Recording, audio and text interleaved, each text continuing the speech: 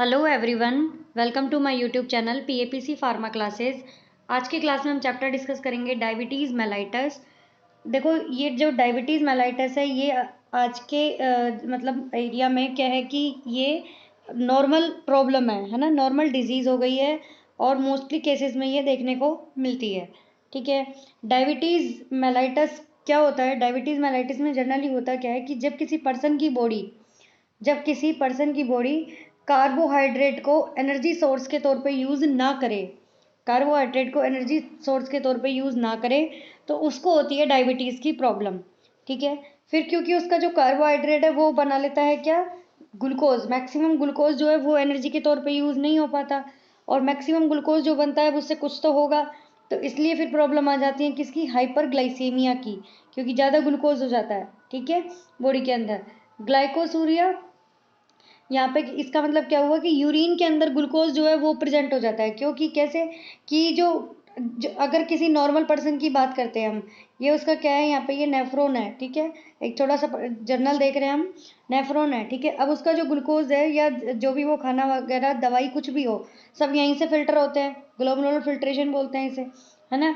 तो जो यहाँ पे क्या आएगा, ये ग्लूकोज जो है यहाँ प्रेजेंट हुआ, तो मैक्सिमम ग्लूकोज नॉर्मल पर्सन के अंदर यहाँ से क्या हो जाता है, रीअब्जॉर्ब हो जाता है, ट्यूबुलर रीअब्जॉर्प्शन हो जाता है।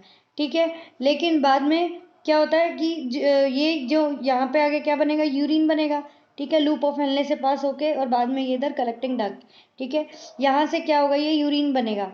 ठीक है, अब ग्लूकोज सारा जब यहाँ से रीअब्जॉर्ब हो गया नॉर्मल पर्सन में, तो वो यहाँ पे ये नहीं आ पाएगा यूरिन के अंदर।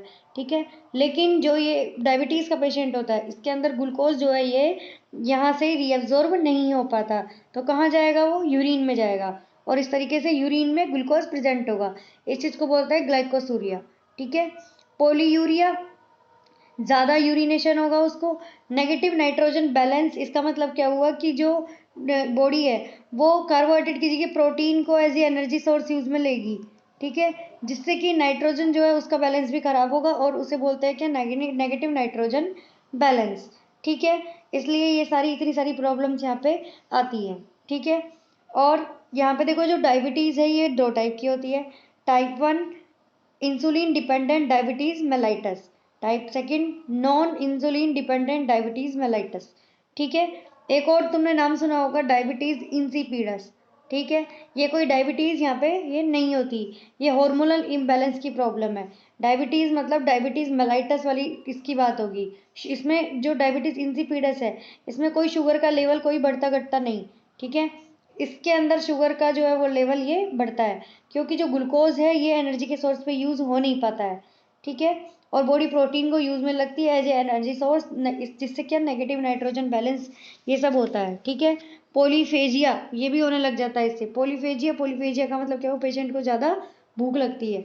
ठीक है, type 1 insulin dependent diabetes mellitus. ठीक है, ये जनरली कैसे होगा, जब इंसुलिन जो है, इंसुलिन का रिलीज इनएडिक्वेट अमाउंट में होगा, यानी कि बॉडी इनकेपेबल होगी इंसुलिन को प्रॉपर अमाउंट में रिलीज करने के लिए, इनएडिक्वेट अमाउंट में, यानी कि जितने में इसकी जरूरत होगी बॉडी को उतना ये इंसुलिन रिलीज यहाँ पे नहीं हो पाएगा। ठीक है, इंसुलिन कहाँ से रिलीज होता है, पैनक्रियाज से। ठीक है, पैनक्रियाज की अल्फा बीटा गामा सेल्स होती है, ये इंसुलिन जो है ये किससे होता है, बीटा सेल से।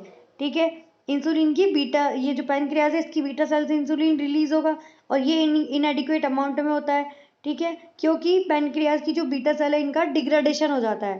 ठीक है, ये इंसुलिन रिलीज नहीं कर पाती है प्रॉपर अमाउंट में, जिससे कि यहाँ पे ये क्या हुआ, इसीलिए लिखा है ये इंसुलिन डिपेंडेंट, इंसुलिन का अमाउंट पे डिपेंड है ये, इंसुलिन नहीं यहाँ पे प्रॉपरली यहाँ पे नहीं हो पाता रिलीज। ठीक है, इट हैज़ जुवेनाइल ऑनसेट, यानी कि ये क्या है, ये छोटे बच्चों में ज़्यादा होती है, ये वाली जो डायबिटीज़ है ये छोटे बच्चों में ज़्यादा होती है। It is treated with insulin injection, यानी कि इंसुलिन का इंजेक्शन इसके अंदर देखो दिया जाता है, और इंसुलिन का इंजेक्शन जनरली कौन से रूट से देते हैं, एससी रूट से, सबक्यूटेनियस रूट से। अब हमने इंसुलिन की टैबलेट क्यों नहीं ले ली, क्योंकि देखो ये आपका मान लो स्टमक है। ठीक है, यहाँ से ये आपने लिया इंसुलिन, इंसुलिन की टैबलेट आएगी यहाँ पे स्टमक के अंदर, यहाँ प्रेजेंट होता है एक यहाँ पे एंजाइम जिसका नाम होता है पेप्सिन, ये प्रोटियोलाइटिक एंजाइम होता है। इंसुलिन एक प्रोटीन है। ठीक है, आगे पढ़ेंगे इंसुलिन की डिटेल भी।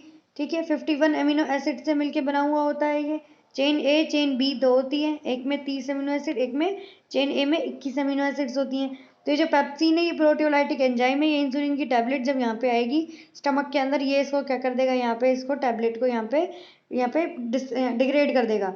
टैबलेट फिर अपने यहाँ पे एक्शन नहीं कर पाएगी, इसलिए इंसुलिन कहाँ से 80 रूट से यहाँ पे प्रिस्क्राइब किया जाता है। ठीक है, अब दूसरी डायबिटीज देखते हैं। Diabetes second, non insulin dependent diabetes mellitus. ठीक है, यानी कि इसके अंदर इंसुलिन का अमाउंट तो रिलीज होता है प्रॉपरली, जितना अमाउंट चाहिए बॉडी को एडिक्वेट अमाउंट में उतना रिलीज होगा, लेकिन बॉडी जो है वो इंसुलिन के लिए रेसिस्टेंस हो जाती है, यानी कि इंसुलिन का रेसिस्टेंस डेवलप हो जाता है इसके अंदर। ठीक है, और ये जनरली कैसे पेशेंट में होती है, जो ओबेस पेशेंट होते हैं, यानी कि जो मोटे लोग होते हैं, जनरली उनमें non insulin dependent diabetes mellitus जो है ऐसी प्रॉब्लम हो जाती है। ठीक है, और इसके अंदर ये क्या है, ये जैसे छोटे बच्चों में होती है, ये मैच्योर एज के पेशेंट में होती है। ठीक है, मोर देन 40 या 45 ईयर्स से ज़्यादा के में। ठीक है, इसमें जनरली इंसुलिन का रेसिस्टेंस होता है, इसके ओबेस पेशेंट में ज़्यादा होती है। टाइप फर्स्ट में इंसुलिन का रिलीज कम पड़ रहा था, इसमें रिलीज तो हो रहा है लेकिन इनएडिक्वेट, मतलब रिलीज तो हो रहा है बट क्या है कि एडिक्वेट अमाउंट में भी हो रहा है, लेकिन इंसुलिन के प्रति बॉडी जो है वो रेसिस्टेंस डेवलप कर चुकी होती है। इसीलिए ये जो मैच्योर पेशेंट में होती है, जो type second non insulin dependent diabetes mellitus, ये हम कंट्रोल कैसे कर सकते हैं, ट्रीट कैसे कर सकते हैं, ये हम कर सकते हैं डाइटरी कंट्रोल करके। डाइटरी कंट्रोल यानी कि खाना जो है एक साथ यहाँ पे ज़्यादा खाना नहीं खाना। ठीक है, इसके अंदर शुगर भी नहीं खानी, एक्सरसाइज करके, दूसरा ड्रग्स यूज़ में लेके, ओरल हाइपोग्लाइसेमिक एजेंट्स इनको यूज़ में लेके। इंसुलिन का इंजेक्शन जो है ये तो किस में लगाते हैं हम, टाइप फर्स्ट में, बट टाइप सेकंड में क्या करेंगे, ये ओरल हाइपोग्लाइसेमिक एजेंट्स जो है इनका यहाँ पे यूज़ में लेंगे। ठीक है, अब इंसुलिन और ओरल हाइपोग्लाइसेमिक एजेंट्स जो है इनका ये अपना पूरा अपने आप में यहाँ पे डिटेल्ड है, ये कि इंसुलिन के अंदर क्या कैरेक्टरिस्टिक होते हैं, कितना क्या होता है, और ओरल हाइपोग्लाइसेमिक एजेंट ये कितने सारी क्लासेस में यहाँ पे क्या है डिफरेंट टाइप की ड्रग्स आएंगी, और इनका सबका अलग अलग मैकेनिज्म ऑफ एक्शन है। ठीक है, इन सबको हम नेक्स्ट क्लास में पढ़ेंगे, इंसुलिन को और ओरल हाइपोग्लाइसेमिक एजेंट्स को। ठीक है, अभी हमने सिर्फ डायबिटीज मेलाइटस को समझा, इसके टाइप को समझा, और जनरली इसमें यहाँ पे होता क्या है ये चीज़ें यहाँ पे देखी। ठीक है, डायबिटीज़ के पेशेंट में क्या होता है कि जो यहाँ पे ये बॉडी है ग्लूकोज को एनर्जी सोर्स के रूप में यूज़ नहीं करती, कार्बोहाइड्रेट को। ठीक है, वो क्या करती है यहाँ पे फैट से भी एनर्जी लेने की कोशिश करती है, और ऐसे पेशेंट में जो लास्ट प्रोडक्ट बनता है वो क्या बनता है यहाँ पे, कीटोन बॉडीज। क्या बनता है, कीटोन बॉडीज। ठीक है, तो ये भी यूरिन के अंदर कीटोन बॉडीज भी प्रेजेंट यहाँ पे हो जाती हैं डायबिटीज मेलाइटिस के पेशेंट में। ठीक है, नेक्स्ट क्लास में हम नेक्स्ट यहाँ पे डिस्कस करेंगे इंसुलिन और ओरल हाइपोग्लाइसेमिक एजेंट। तब तक के लिए थैंक यू, धन्यवाद, जय हिंद, जय भारत।